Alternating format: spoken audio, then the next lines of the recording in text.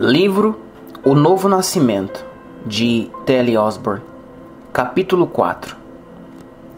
Lá estava o Senhor em pé. Você já jogou uma corda a alguém que se afogava, a fim de que a pessoa se agarrasse nela enquanto você a puxava para livrá-la?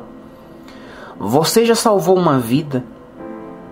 Alguém já salvou você da morte?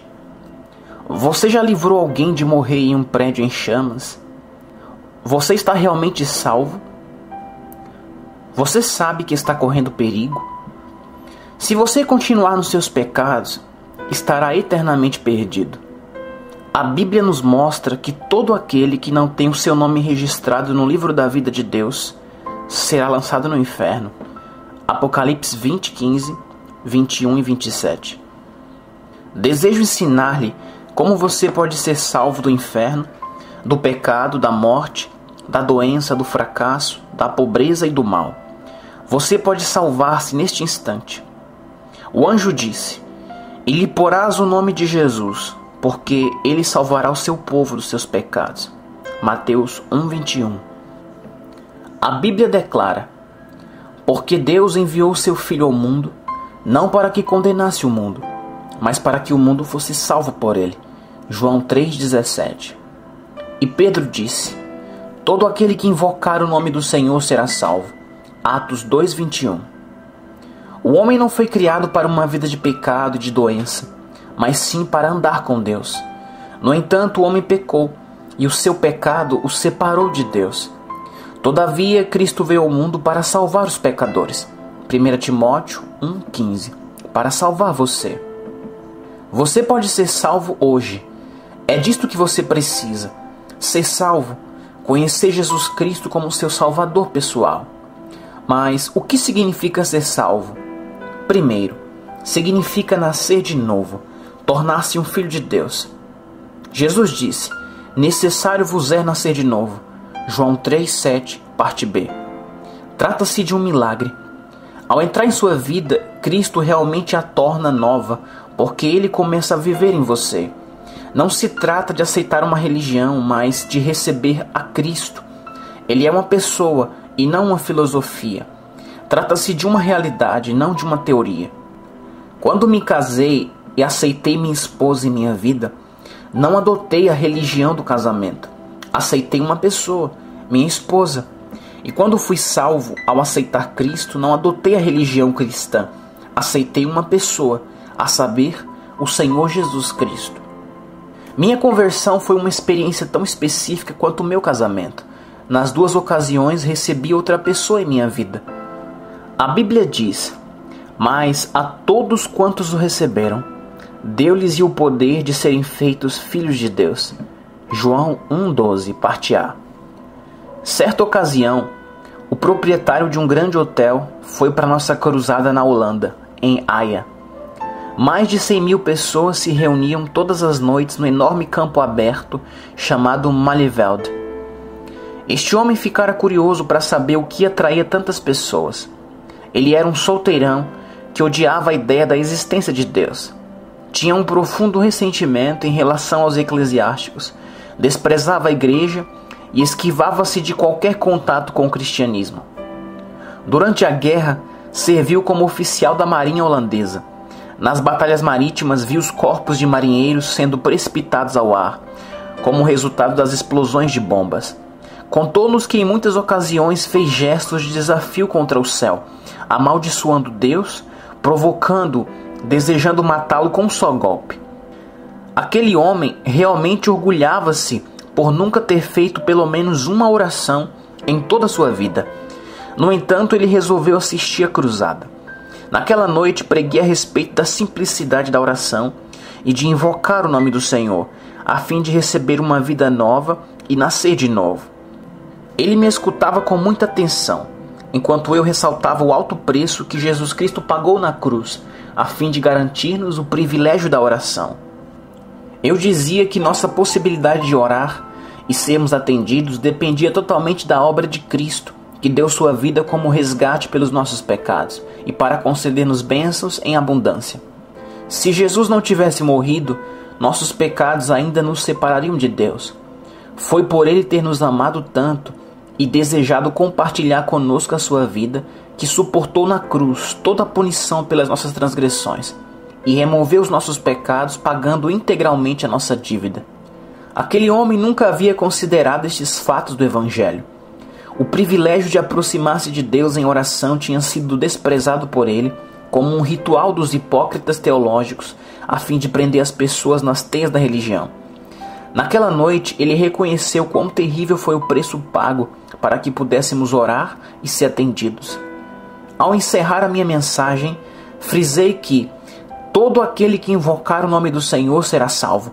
Romanos 10:13.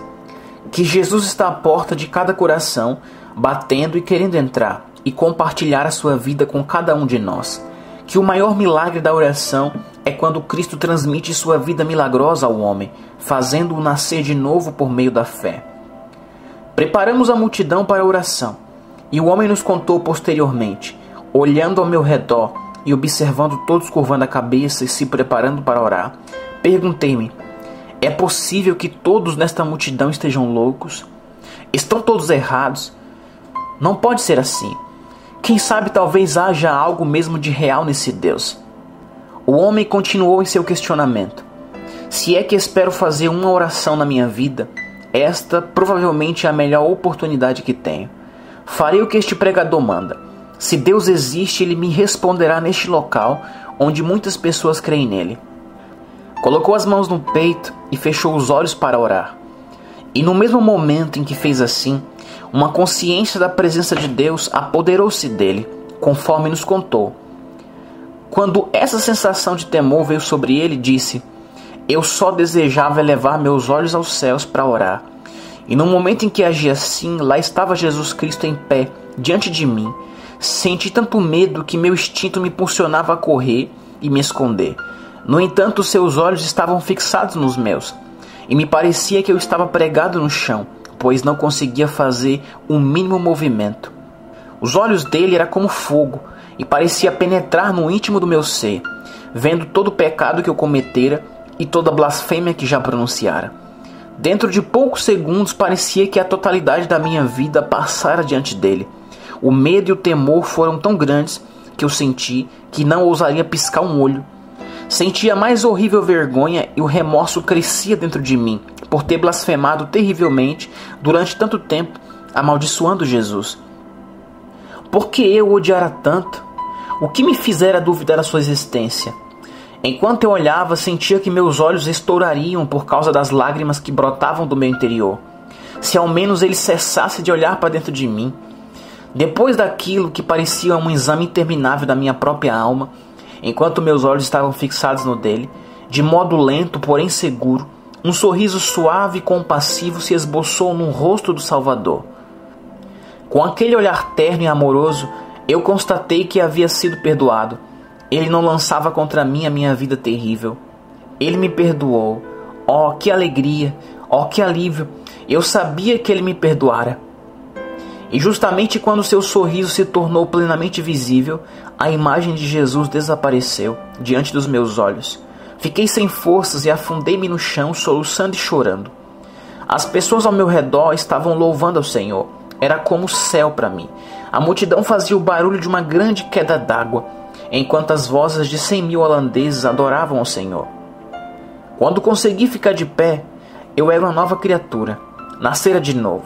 Jesus habitava em mim, eu possuía sua nova vida.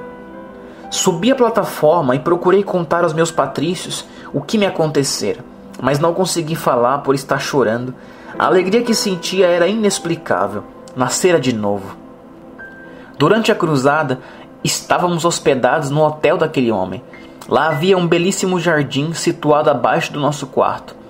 Na manhã seguinte, após a conversão deste homem, a temperatura estava muito agradável. Os hóspedes então estavam fazendo o seu de jejum nesse jardim. Nossas janelas estavam bem abertas para o ar fresco da manhã entrar. Conseguíamos escutar a voz de um homem, a qual se sobrepunha aos demais sons, falando sempre a respeito de Jesus. Olhamos pela janela e constatamos que aquele homem passava de mesa em mesa, contando a respeito da sua experiência com Cristo. Acreditava que todos os hóspedes no seu hotel deveriam saber que Jesus está vivo e é real. O homem nascera de novo, uma vida nova ele ganhara. Como é maravilhoso poder receber o novo nascimento e nascer na família de Deus. Já nascemos uma vez no pecado. Éramos, portanto, os filhos do pecado e servos do diabo. Cristo nos diz: necessário vos é nascer de novo. João 3,7. Devemos ser convertidos, isto é, salvos, transformados e novas criaturas, sendo de novo gerados, não de semente corruptível, mas da incorruptível, pela palavra de Deus, viva e que permanece para sempre. 1 Pedro 1,23. Se você quiser aceitar a Cristo Jesus em sua vida, se tornará um filho de Deus, porque Cristo Jesus veio ao mundo para salvar os pecadores. 1 Timóteo 1,15. Você quer nascer de novo hoje? O que mais significa ser salvo? Capítulo 5. O homicida perdoado. Quando alguém nasce de novo, ou seja, é salvo, seus pecados são perdoados. A Bíblia diz: é Ele que perdoa todas as tuas iniquidades.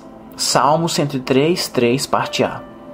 O anjo disse: e lhe porás o nome de Jesus, porque Ele salvará o seu povo dos seus pecados. Mateus 1:21.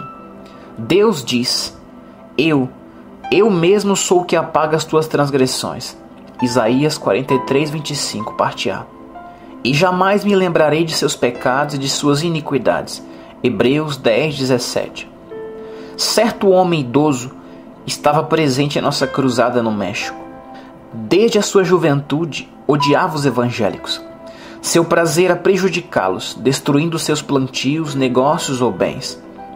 No interior, ele e seus amigos preparavam emboscadas contra os cristãos, a fim de roubá-los e frequentemente espancá-los. Deleitava-se em persegui-los e até mesmo ajudou a assassinar algum deles. Sua esposa se convertera pouco tempo depois do casamento e constantemente seu relacionamento conjugal ficava tenso por causa de conflitos no tocante à religião. Durante 19 anos, ela orou para a salvação do marido. Nunca desistiu. Ele estava presente em nossa cruzada na noite em que preguei sobre o sofrimento de Cristo na cruz e descrevi como ele foi crucificado, a fim de pagar a dívida referente aos nossos pecados. Pela primeira vez na vida, aquele homem se deu conta de que Deus criou o homem e a mulher para andar e falar com ele no jardim do Éden, e que o homem foi criado à imagem do próprio Deus. E posto que Deus é amor, o plano de Deus é que compartilhemos esse amor. Logo, o ódio, o mal, o homicídio provém de Satanás, que já no princípio levou o homem a pecar contra Deus. Aquele senhor não tinha consciência de que o pecado era a barreira entre o homem e o seu Criador, e que Deus desejava tanto que o homem voltasse a ter comunhão com ele, que sacrificou seu único filho para resgatar-nos do pecado. No entanto, de repente, a cruz se tornou uma realidade para ele. Então aquele homem nos contou: quando comecei a refletir a respeito do meu ódio e dos meus atos pecaminosos contra pessoas inocentes, reconheci que todo o pecado que eu havia cometido ajudou a pregar Jesus naquela cruz. Uma vergonha terrível me sobreveio enquanto imaginava a cena de Cristo pendurado em uma cruz entre dois ladrões, suportando a agonia dos meus próprios pecados. À medida que você pregava, conscientizei-me de que eu é que deveria ter sido crucificado, porque cometi atos iníquos. Jesus era inocente, pois ele é perfeito. Percebi que eu estava chorando. Tive vontade de perguntar: por que tu, Senhor? Por que tu estás sendo crucificado? Que mal fizeste? Sou eu quem eles deveriam ter crucificado. Sou eu o culpado, disse o homem. Aquele caro homem correu até a frente da grande arena. Tão logo convidei as pessoas a aceitarem a Cristo. Sua esposa maravilhada ficou em pé ao lado dele, enquanto aquele homem que antes era perseguidor de cristãos caía aos pés de Jesus e recebia o perdão de todos os seus pecados. Após o término da oração e de ele ter subido à plataforma a fim de dar o seu testemunho, aquilo que mais causava-lhe espanto era o fato de todos os seus pecados terem sido perdoados. Nada se compara à gloriosa lavagem da regeneração e renovação do Espírito Santo. Tito 3:5. Não nos admiramos de que João tenha dito que toda a glória pertence àquele que nos ama e em seu sangue nos lavou dos nossos pecados. Apocalipse 1:5. Em quem temos a redenção pelo seu sangue, a saber, a remissão dos pecados. Colossenses 1:14. Aquele homem foi perdoado. Tal palavra, perdoar, significa conceder isenção do pagamento de uma dívida ou obrigação. Jesus Cristo foi punido pelas nossas transgressões. Nossos pecados foram cancelados como uma dívida que já foi paga, porque Jesus recebeu toda a punição pelos nossos pecados. Toda acusação contra aquele que crê em Cristo foi cancelada. Não há absolutamente nada que Deus lance em conta contra o crente em Jesus Cristo.